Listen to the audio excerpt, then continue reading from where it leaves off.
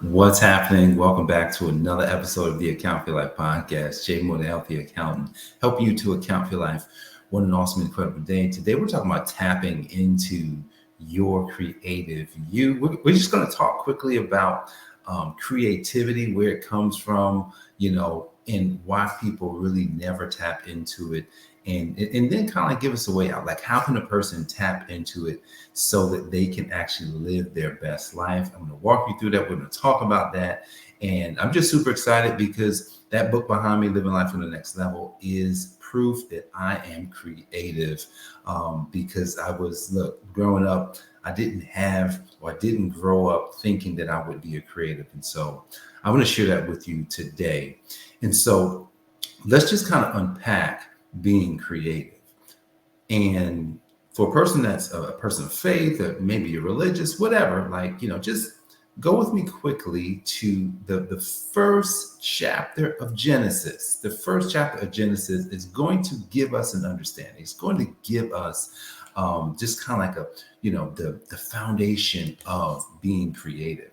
And in the beginning, in Genesis chapter 1, it says, in the beginning, God created the heavens and the earth. That's the first verse. And then we jump all the way down to verse number 26. He says, let us make man in our image. Let us make man in our image. I'm not even going to read all of it because we first have to understand the basis here of the fact that we're all creative. In the beginning, God created the heavens and the earth. And then it says, let us make man in our image.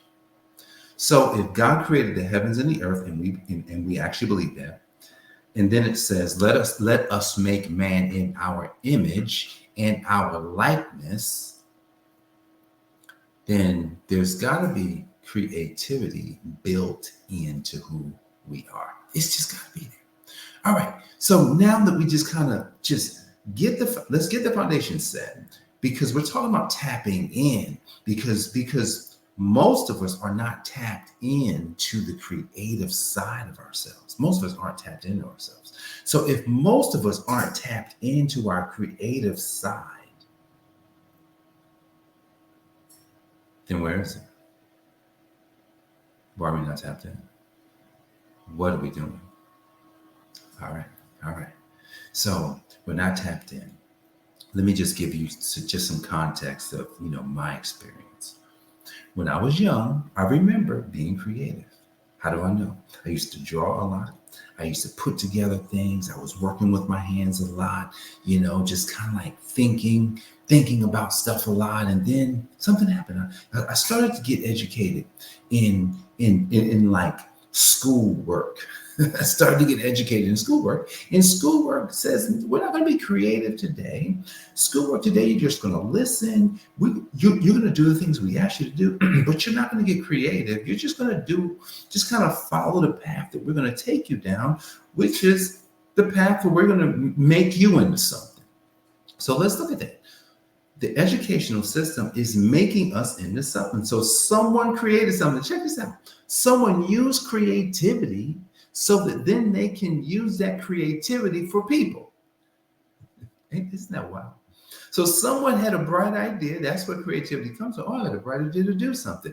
Oh, well, maybe we can just, instead of having people, just kind of like work with their families and do all the family businesses and stuff like that. And, kids just kind of like be creative. And why don't we just make a place where we can bring all the kids, teach them what we want them to know so they can do the things that we would like them to do. Check that out. They use creativity. Somebody tapped into their creativity, but it wasn't necessarily for your good. Now, here's the thing. Someone say, well, school isn't bad. The education system isn't bad. Well, you be the judge of that. I would tell you that it's bad. That's what I would say. It's not good. And the reason why I say it's not good is because if you have an ability that to do something amazing and great, but yet you never do it, but you always had the ability and you didn't do it, I would ask, why didn't they do it? Well, they were taught to do all these other things first. And so this thing that was really greater than all those other things that they wound up doing, they just never did, because they never tapped into the part of themselves that would have produced it. So from my perspective, I don't know about yours, school, the way that it's set up, is bad. It's not for your creative side. It's not to help you to become yourself. Shoot, it's not even there to help you to get financially free. When they're teaching you how to go out and get a job, but they're not teaching you how to be financially free. So there's not much good there. I heard one scholar say, I would call him a scholar. He says, man, if he knew what he knew now, he wouldn't put his kids in school. He said, that's one of the biggest mistakes, just having his kids in school. Like, wow. Well, I could say that's a mistake for many of us if we understood what we were a part of, or what the kids would potentially miss out on. Like if your kids missed out on being a great, I'm talking about a superior human being, if they missed out on it, and you could have made a different decision, or you could have done something that, wouldn't you have done that? Most of us as parents, we would change. We would say, you know what? I would do whatever I can for my children. Whatever my children need, I would do it. So we're going to tell you this, that school, the way that it's set up, it's not for your kids, guys. School is actually taking your kids away from who they really are. So that's the first thing. I'm not going to talk much more about that. We're going to talk about really getting into the creative side, because that's what we're talking about, tapping in. So how does one, with school, with education now, with degrees, how does one tap into their creative side? I heard one scholar say this. He says, one of the things you got to wind up doing, you got to wind up learning how to listen. You got to learn how to listen. Like you got to learn how to listen to the inner voice. There's an inner voice. So there's a voice that is me, inside of me, that's like, hey, what's happening? Hey, what's happening? Like he's always calling, hey, Jay, what's going on? It's me. Hey, listen. Oh, you probably shouldn't do that. Oh, you should do this. You should do this. You should do this. Oh, you shouldn't do that. There's a voice that's telling you what to do and what not to do. There's a voice. Now, here's the thing. There's two voices. There's two voices. There's the best version of you, and then there's the version that's already been created. That's deep. The best version of you, and then the version that's already been created. The version that's been created with all the stuff that you've been taught, that one has its own voice. And so a lot of times the voice that's coming from there, it's just going to lead you down the same direction that you're going. Maybe I'm an accountant and I've got a job, and I'm just kind of living this life, and no, I don't have any creative in me. I'm just an accountant. Like I just crunch the numbers, I just do the taxes, I just go financial statements. So I just want to sit behind the computer, just don't want to be too interactive with people, because I just want to be in here in this little cubicle, and that's one version of me. That was one version of me. And then one day I just started, started having more communication. That was a clue. I started having this communication. I'm having communication with people. I'm like, wow, it's communication. Then I'm being exposed to different things because of communications. I'm exposed to this, and then I say no, like, well, let me read this thing here. Oh, this book is interesting. Oh my goodness, there's success. Oh my goodness, there's way to grow. Wait a second, didn't I go to school? Didn't I grow? Well, no, you learned some stuff. You may not have grown fully, and you haven't grown fully into you as a person. That is the best part of you. I'm reading this new book that I recently got, The Illusion of Money, written by a guy who was an actor. He was in a bunch of movies. Forgot the movies that American. He was in a bunch of movies. Kyle Cease. I'm trying to remember the movies. I can't remember. But anyway. And he realized, he says, man, he had been chasing money, and chasing money just was ruining his life. Yeah, he was making money. He was successful. but it was ruining his life because he was not actually tapping into himself. As much as you think a person as an actor, they are creative. They're actually in their creativity. But his creativity was being stifled.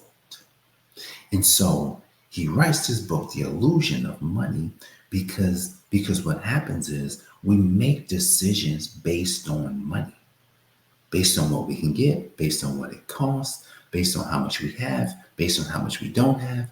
And we make all of these decisions based on money. Man, I can tell you, struggle with the same thing. Making decisions based on money, not making decisions based on who I am, based on my calling, based on my creativity. See, your creativity can solve every problem in your life. I'm going to say it again. Your creativity can solve every problem in your life. Yours. So the interesting thing about your creativity is that whatever problem you have have the answer. But here's the problem that we face. It hasn't been created yet. And so when we think about creativity, I looked up the word create. It says bring something into existence. Wow. Bring something into existence. So when you think about bringing something into existence, let's kind of walk through that. I have an idea.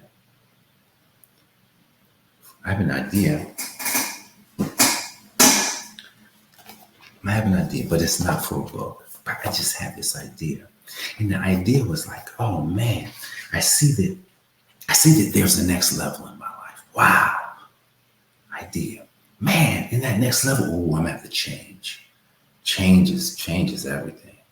Wow. Then, oh my goodness, I'm gonna have to concentrate on the change and what it is that I'm changing into. Wow, that's so, man, let me script this up. Oh man, I'm gonna need clarity. Oh, I'm gonna have to have full clarity of purpose and who I am and what I have to do. And I'm gonna need certainty. I just want to get certainty. Like certainty. Certainty is kind of tough because it's like certain means that you know what's going to happen. But how does one get certainty?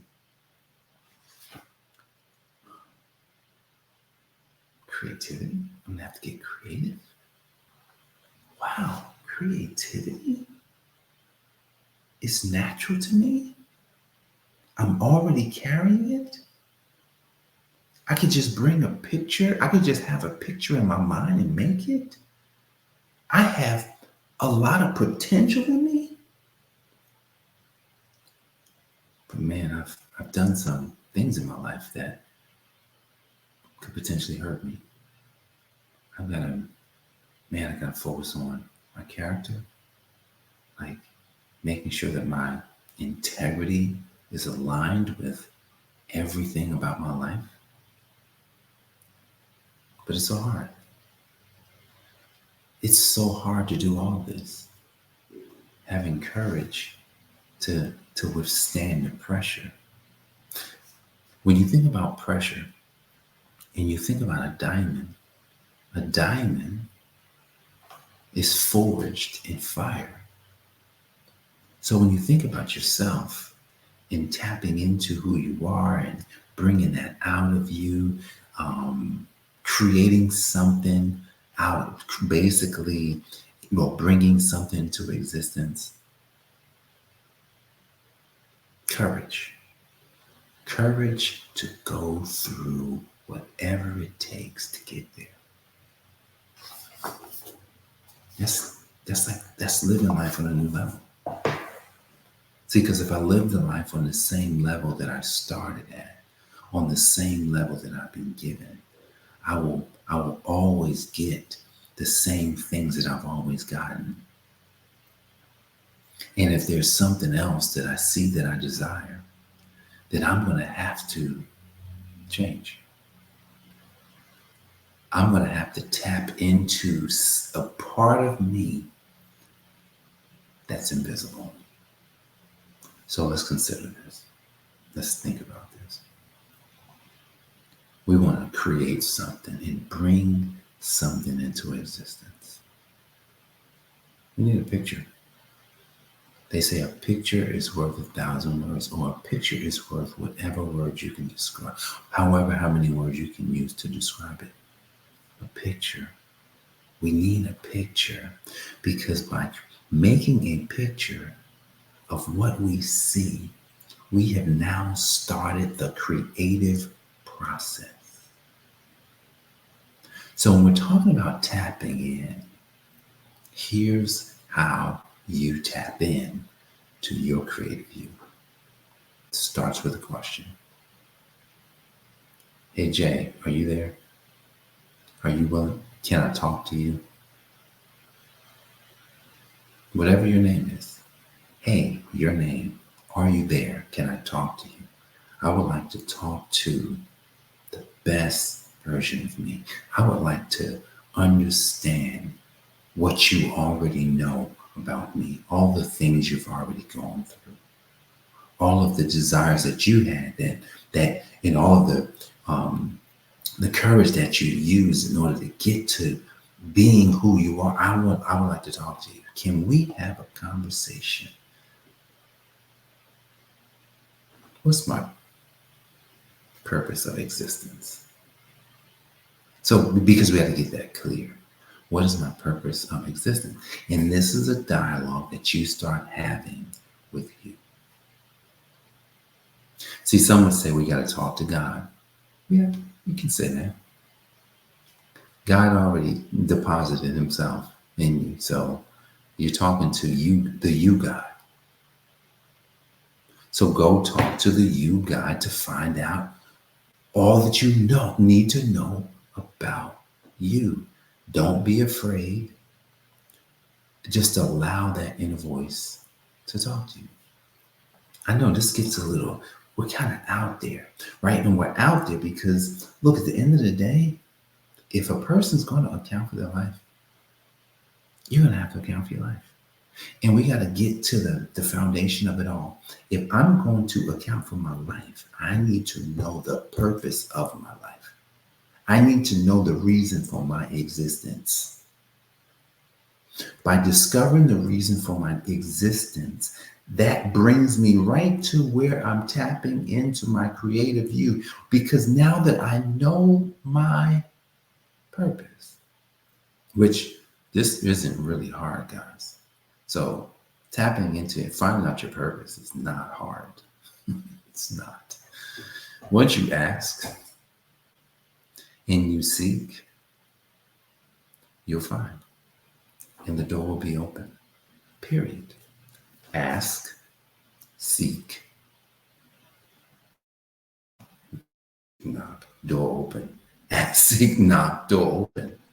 Door open. Answers given. It doesn't take long. So when you tap into your creative you, what you'll discover is that there's a side of you that wants to take what you already have and make it into something else.